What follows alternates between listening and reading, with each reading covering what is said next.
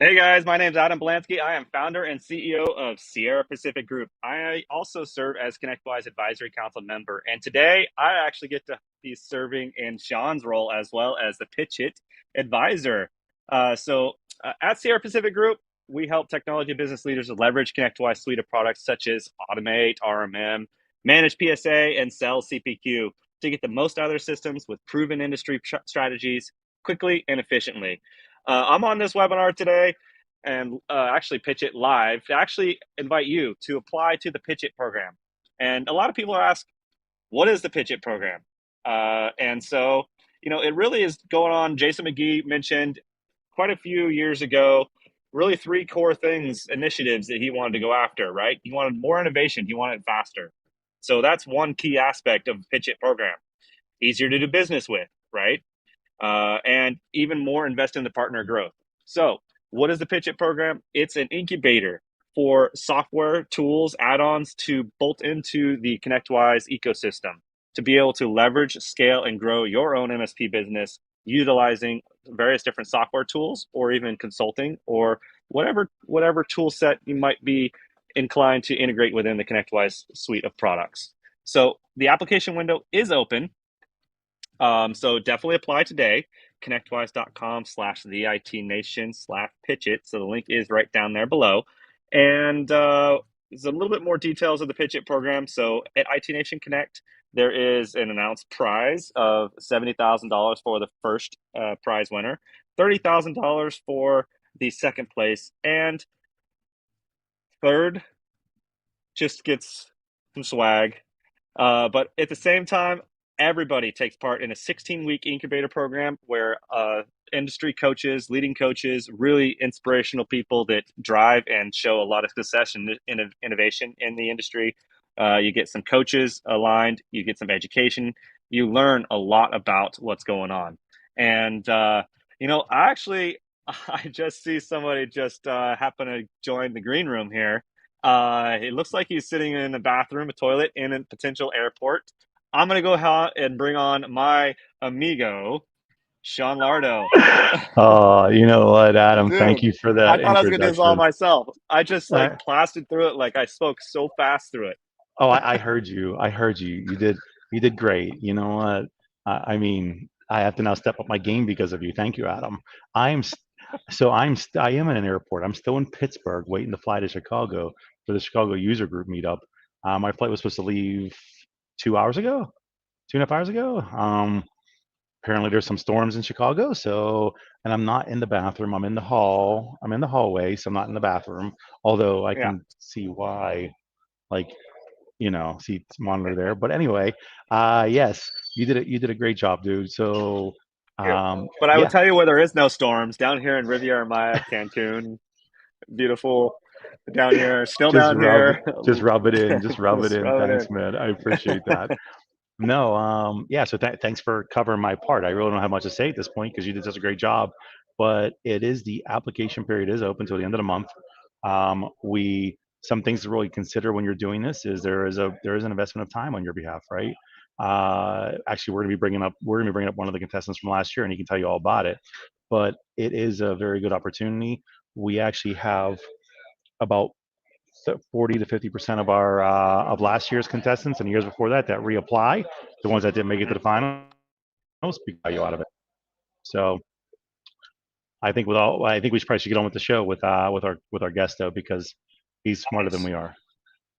Oh, for sure. I will bring him on right now. And our guest today is William Contreras of BINOX It's Walter, but it's MSP. good enough, Adam. It's okay. I love you. Did I Wait, say Sean, William? you're in the toilet, dude. Who are So you? what? Who are you William kidding Contreras about? is baseball.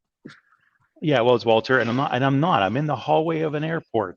Oh, okay. Oh, okay, okay, okay. Man, It looks like a toilet. well, they got these tile walls, man. I don't know.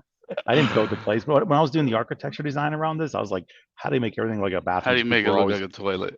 yes, exactly. And Sean, I you had should magazines talk. You should everywhere. talk to your father. Your father Keith would probably give you some inspirational words of Don't go, wisdom. Adam, don't go there. But hey, Walter, how are you doing, What's up, dude? buddy? How are you?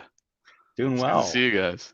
Yep. I'll kick it off. So Walter, you were in the competition. You're a longstanding person in the industry though. So and you've been in the Connectwise community for a long time. I mean, I met you there years ago at a conference where you were sponsoring. I didn't have a clue what you were doing because I was trying to figure out what I was doing there. But yeah, so let's talk, can we talk a little bit about your background? You know, talk about Connectwise. I was just teaching somebody how to do billing in Connectwise today, and I was like, man, I had Connectwise for like 18 years, dude. So I am definitely an expert in As an Connectwise MSP, yeah. billing. I mean, you've been the MSP part of it with us as Yeah, a partner, and now you're a vendor partner of ours. yeah. No, listen, it's great. I mean, I started using Connectwise when I started my MSP. I remember for me, it's all about sales, right? I remember the guy that sold me Connectwise.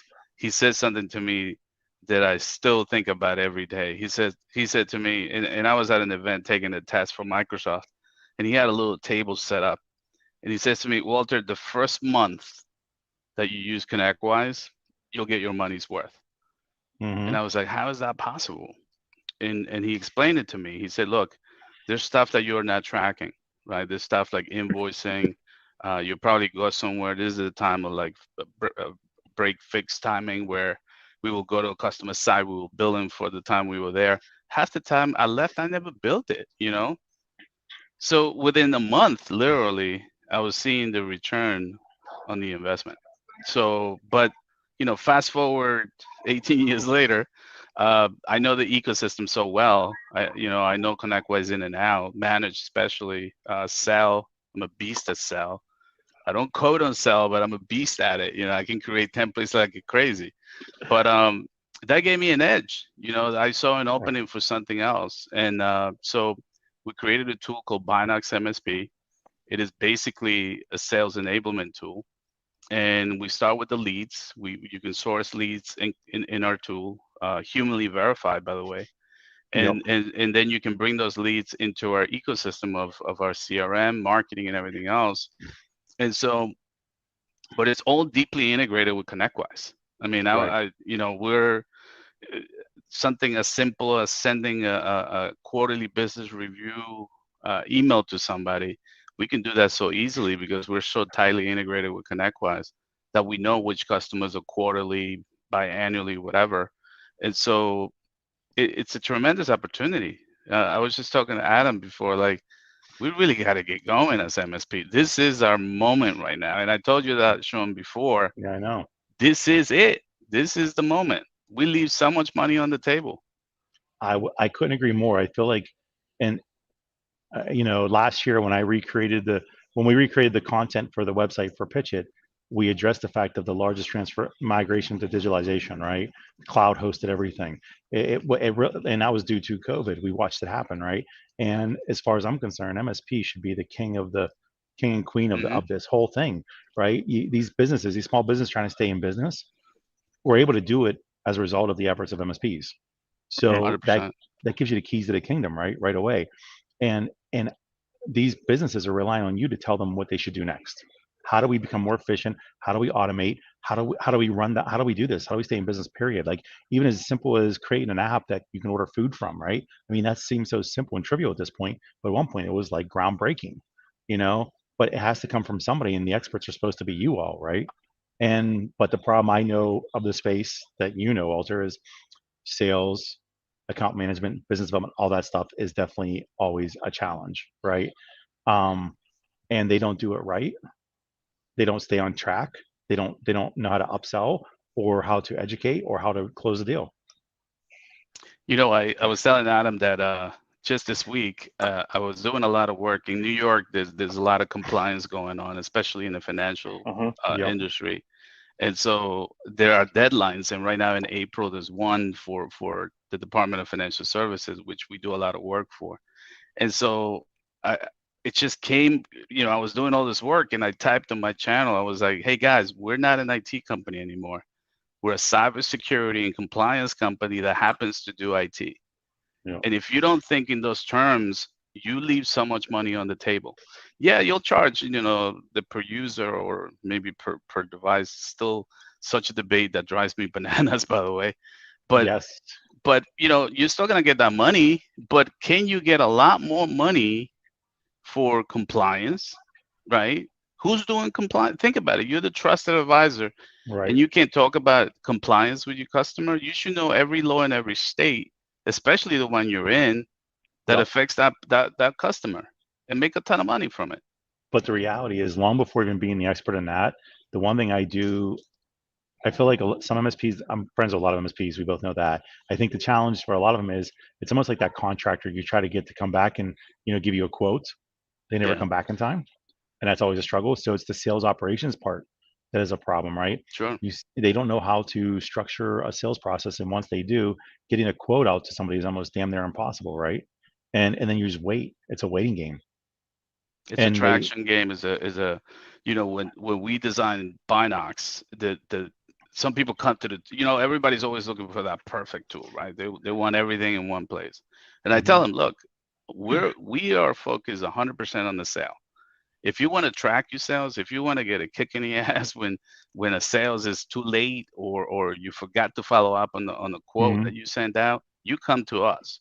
If you want like pretty reports that are going to tell you somebody's blood type and all of that, I use Bride Gauge, right? I mean, so I get it. So you're actually putting the actionable deliverables to the process. You're actually giving the ability for them to do it.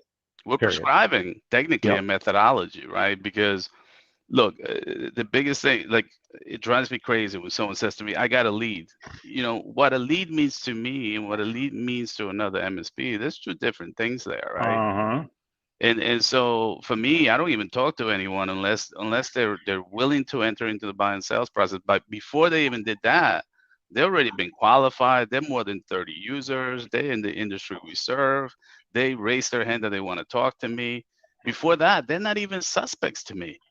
Right. So, Yeah. but somebody says I got a lead because a guy gave him a card that no one knows who they are, and they're not even in your industry, right? So it's a challenge. But you know what?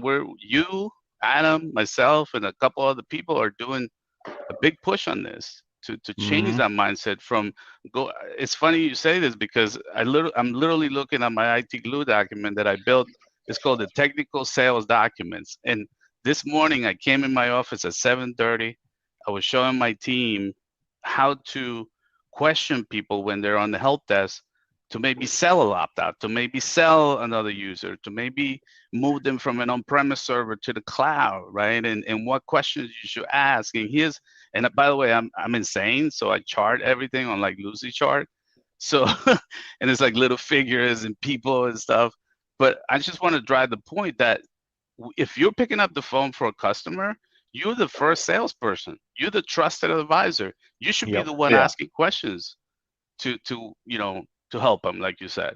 Absolutely. So okay, Yeah. so good. Let's pivot this back over to when you went through the pitching competition last year. Hmm.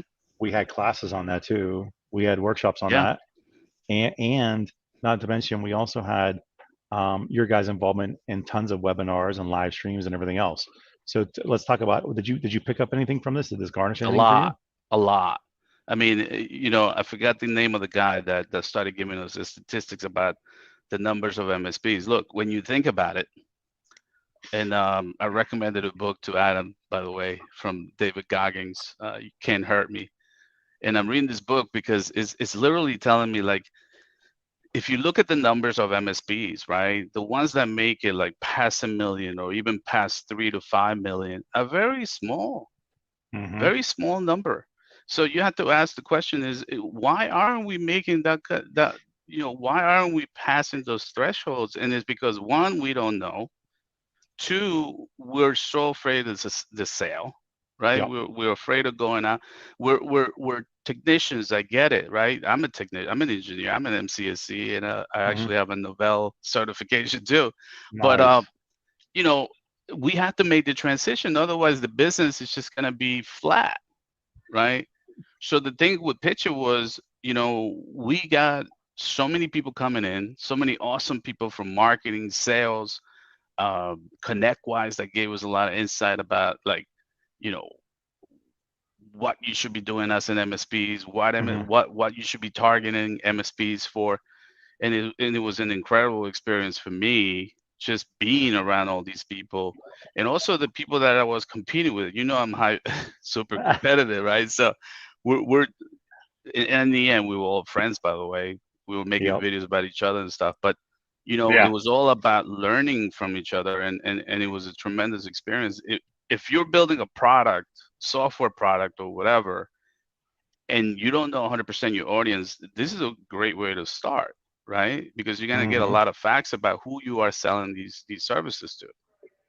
Absolutely. I think you touched on a couple of things that are what we envision pitch it being, which is a good collaboration piece and connecting piece. It's collaborating with peers, but also connecting with people that are external of even the peer group that you're involved in.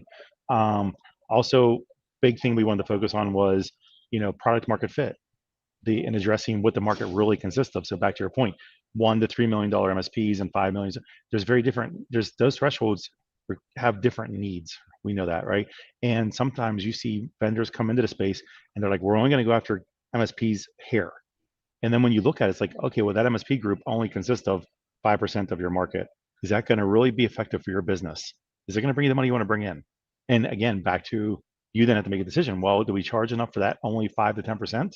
Is that, I mean, because you're not going to capture 100% of that 10%. You're going to capture 10%, maybe at best, of that 10%. So you do the math, right? So I think that for us, the goal was to make sure you guys had what you needed for that to understand it, the market share, and what your relevance was, because that's the only way you can determine product market fit is if it actually appeals to the masses. Or if you are a boutique business, that's different, right? There's a difference between consultants and products. Consultants Hmm. chart they only need a few clients. Products, product sales, you need a lot of clients. But Yeah, I you kind of forgot fit the in a name little of bit of the both. gentleman that was talking about numbers. Oh Can't remember God, his name, but we had a I lot. do have it on my OneNote. I think I'm the only crazy one that downloaded all the documents you guys uploaded, including the videos, and I saved them all on my OneNote. I Um, love that. I but love that. and I go back to them, by the way, because you know the other thing about building products is, especially on the software side, is that you can be in your own little bubble, right? Yep. You could be in your own little idea of what you're doing, but when you get yourself exposed to something like PitchIt, you'll see that the world it's much bigger than your office, and so you get exposed to other people how they think. Yep. Maybe you get into pitch and you realize like, man, I'm thinking this little when this whole opportunity is in front of my Yeah. face. That's really what I learned from pitch it.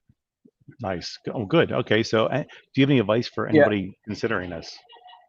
Sorry, Adam. Absolutely, and you know, Yeah. All right. every chance I get to talk to some I send somebody to apply, really good company. You know, they do a tremendous software, and I said, wow, this is something MSPs could use, right? And I just met the guy randomly, but you know, the I recommend 100% go putting yourself first of all in an uncomfortable place against other people, right? Because not only do you learn from those people, but also you're in a place where you know you're out of your comfort zone, and to me that's always a good thing, right? Hmm. Learning and watching and studying, and you know I recommend people going in with an open mind, right? Because you may not win. I Yeah. didn't win, but I won a lot of friends, a lot of experience, a lot of stuff. And you know, for me, I highly recommend it. As I said, I send people all the time to register because I do believe in the incubation. I do believe in the group setting, and I love how everybody like became friends and Hmm. we started to collaborate, helping each other, recommending the product to other MSPs. So yeah, no, it's a great experience. Awesome. Adam, go ahead. I'm sorry. Yeah. I just you're a unique contestant last year, right? You've been in the industry 18 years. I think most contestants were much, much smaller than that, right? In the industry. I think there's only a couple of them that had that length of experience. And so I'm always curious of like, man, 18 years in the industry, you must know everything about it, right? But then, No, clearly you or had the perception of pitch it and there was this obstacle you wanted to overcome. And I'm just curious kind of what was that you fully like, yes, you grasp it now, right? After 18 years, right? Doing this thing. And I'm just curious about that aspect. The opportunity, honestly, the opportunity, because I, I am obsessed about the sales process. Literally, like I live and breathe this thing every day. Today, I spent an hour and a half with my team playing part of a book, making everybody cry, just going in deep into the soul of the person. Because to me, sales is about the person, like how that person feels when they're making that call, when they're calling a customer, when they're trying to make a sale, all of that. We kind of fail at a study and we say to our people, here's the script, go make some calls, well, see you later, right? And so we got to go deep in there and really coach. The investment of time coaching your people is the best investment you'll ever make. When I went into pitch it, I was thinking about like this little. I was saying, first I was thinking about I'm just gonna do this lead system, and then I'm not gonna go into the CRM part, or maybe I was limiting myself with the view of the world I had here locally. And then when I went into pitch, I was like, wait a minute, this opportunity is. I actually changed my pitch deck, which I have for no reason because I don't have any investors, by the way. I'm bootstrapping this from my MSP, but I still have one because you know what? I had to I had to really practice what I talk about, right? So I have it and I updated it and then I changed the numbers because I was like, man, I can get 40,000 MSPs. Like that's a crazy number. And that's a possibility. I mean, that's not a possibility because Sean is right. You're gonna get 10% of that, right? But think about Right. that. That's 4,500 MSPs that I can go after just in the United States. That's an insane probability. But that's what you're supposed to do. You're supposed to look at the potential, right? What's the full potential? 40,000. Scale it back. Know that your realistic is going to be this, but you're pushing for, first off, you're a salesperson, so you definitely look at 40,000. You're like, yeah, that's no problem. I'll get all 40,000. That's in our DNA. But the problem is we know reality. You might get 10%, right? But at 10%, you got to know where the fishing holes are. You got to figure out how to get there. And that's the thing I think that a lot of people don't realize is where do I go to find these people? And then how do I present myself to them? So you doing your deck, even though you're not looking for buyers, such a smart, or even investors, is so smart because it keeps you grounded to the actual mission of your company and what you guys do. I think far too often entrepreneurs, when they're years into doing this, they forget what the fundamentals are. They dream on other things because they're probably a little bit bored with it. They want to go do other stuff, they're a little bit run down. But the problem is when they start doing that and they don't come back to the fundamentals. Fundamentals is what you teach your whole team to do. Your whole company is built around fundamentals. 100%. It's funny you say that because another big learning I had the last, since PitchIT was also the fact that I don't need to go super fast. If you look at Apple, for example, right? I always think about these guys because it's so easy to understand them, but are they the first ones to come out with the brightest or the fastest CPUs or whatever? They're usually not. They're usually the last ones to put out a headphone. Yep. But can you live without that headphone after you use it? No, they just make a very solid product over time. Yeah, there you go. So going slow and steady is definitely a good point, Sean. That's an amazing point you make. I wish us as MSPs looked at it that way because think about it. I could almost guarantee you the first question I ask MSPs when they come and interview with us, I ask them, "What's your target market?" And they go, "I don't know," right? So, but some of them say attorneys, okay? Yes. And then I say the next question is, how many attorneys are there in your state or in your area of target? And they'll tell Yep. me, I don't know. That's That such right, a. that right there, your competition is gonna kick your ass Of because they course. do know and they go after it. They pay for that. I used to pay Yeah. for. I used to pay ranking tens of thousands of dollars to figure out who the CISO was before CISOs were on social media, when nobody knew who they were when I was trying to sell cybersecurity way back yonder. So I would know who the CISOs were, how many there were, how many businesses, what their budget was, how much they plan to allocate into technology. I knew all that stuff. So I would go in educated. I developed my hit list from that. By the way, you can use BINOX for that. We can give you all the CISOs. Plug, plug, plug. No, but it's That's a true good though. plug. Like, think about it. Like, how do you know how do you know how you can win if you don't even know what you're up against? No, right. You're absolutely right. All right, Adam, I know you're going to start to. Adam will get Kill hive us? soon. Me? No He has way. he has he has OCD Stickler for for time. time. Yes, he does. Oh my lord, I get yelled Is at it every time Oh, day. he's got to get anxiety? back I to the get time beach. anxiety. Yes, he does. No, Go, I'm go ahead, workation. Adam. It's working. What do you want to ask, Adam? What do I just what advice, there's all this conversation about, pitch it and just new contestants that we're looking to apply to this program here by the end of this month. What advice would you give them going into this thing? Yeah. So the biggest one is the MSP market is quite different. I don't I will think that there depending on the product that you're making, but in my case, for example, we're making a product for sales, right? So we're obviously not salespeople, so the challenge is it was even greater for us because we had to convince the IT guy to become a salesperson and then use the product, right? So, but if you don't understand that about the managed services audience, you need to be on something like Pitch It because you might be thinking, I'm building this thing that's gonna go to all these people, but you don't even know the market. You have to know the market. That's really what it's all about. You have to know who you're selling to. Agreed. I agree, and hence the use case.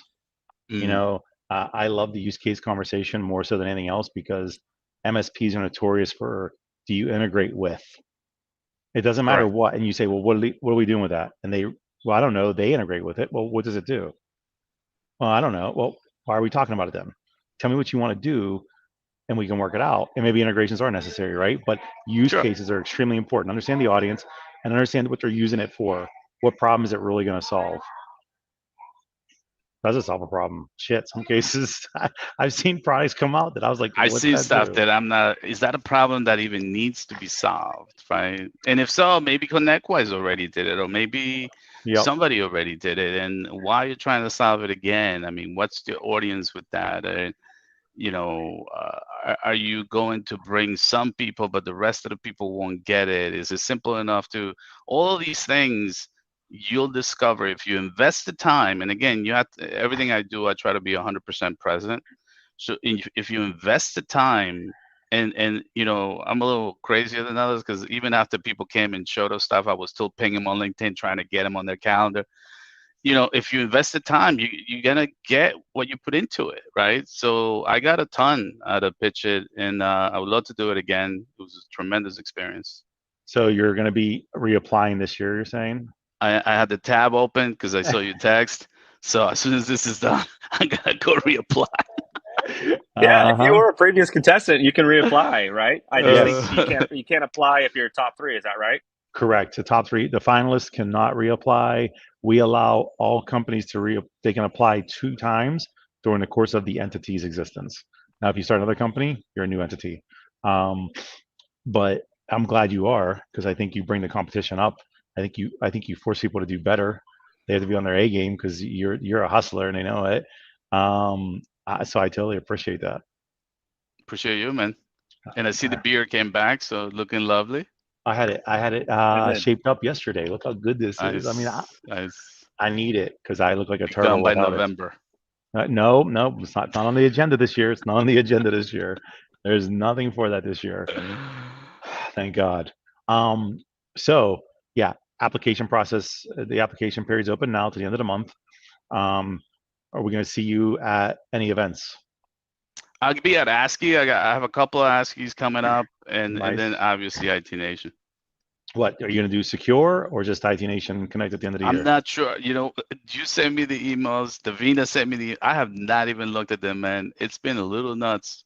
Actually, with my MSP more than uh BINOX. The Well, MSP is crazy right now. Yeah. well, IT Nation Secure is in June, and we have a lot of people interested in being there. Actually last year was a great success, and we were concerned because it was coming out of that COVID year, and we were unsure, and we actually well oversat our goal for people attending. It's a great show. It I is a would great show. I would suggest Walter you'd be there, but if you Yeah. can't, that's fine. I'll be. I was supposed to be at boot camp for Robin Robbins next week. I ain't making it, man. I can't make it. Well, you have till June to get ready. Um, I'm actually going to our user group, hopefully with my flight, if it ever leaves today, to Chicago. Yeah, I'm Yeah. looking. I'm looking at the gate, and everybody's just standing there in the same place they were 2 hours ago. I It's not don't know going It's, why. it's anywhere. all it's all fun. It's all Ugh. good, Sean. So wrapping this thing up, Walter, any closing thoughts here? Look, man, this is it. If MSPs were waiting for a moment, this is it. There is no other. This is not coming back. Uh, Cybersecurity is huge. oh, Learn agreed. it. Don't take it for granted. Learn a lot. This is going back. I was telling somebody, this is going back when like servers came out, right? Like, I am doing so much Azure virtual desktops right now. It's insane, right? So why aren't you doing this? Like, you don't even have to get up from your chair, like just, you don't even have to go on site. We don't do on site anymore. And so all of my agreements, by the way, changed to no on site, which is kind of funny because it's if you want me on site, you're gonna have to pay extra. But dude, nobody even wants you. Do you think anyone wants you on site? That's in your head. They don't even want to So meet Yeah, you. They don't even want to meet you. I mean, people, CEOs that are busy don't have time for you. If you're going to come into their office, they have to schedule time away to meet you out of professional courtesy. You can do true, a 30-minute video call. They're much happier. They don't have to do anything much different. happier. They can be in I their open up pajamas for all matters. I open up territory in Louisiana. I've never been to Louisiana. Okay. We have about 10 customers in Louisiana. Nice. So, and we're actually going down there now. I'm gonna go in May. And I can see that market opening up. And that's just one out of what? Pretty much any state, anywhere. So Yep. I love it that this you're is doing it. that.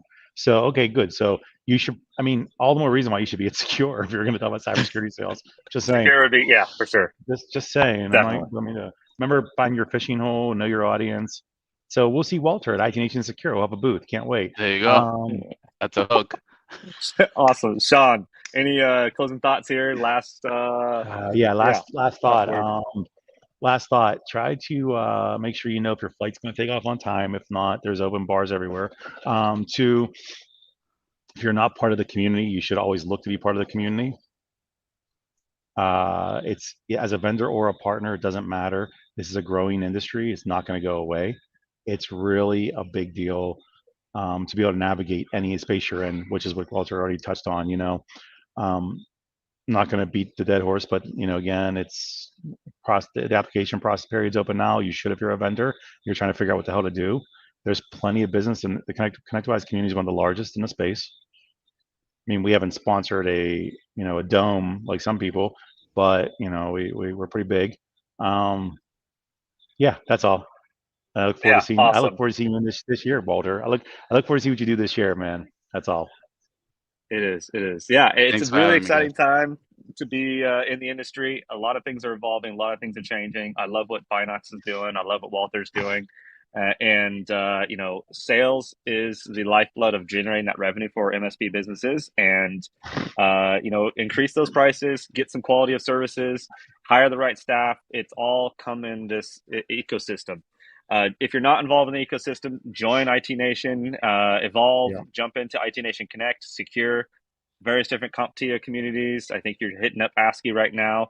I think I heard Robin Robbins on this call. There is a lot of communities out there. Jump yep, out there, get involved. I run Connectwise Tips and Tricks, Connectwise Boss as well. And it's been great, Sean, on these. It's been awesome. Walter, it's just your wealth of knowledge. And if you want to apply today to PitchIT, whether you're been in the industry for 18 plus years, you can still get something out of it. Or whether you're yeah, just starting your business, you're going to really refine your product or your offering, what your target market is, and really get involved inside the community. And that's really create those connections. And that's what PitchIt's all about. So awesome, absolutely. guys. Appreciate it. Thank you. Enjoy the rest of your week, and we'll be chatting next week. Thanks Talk to all. you guys Bye later. now. Bye.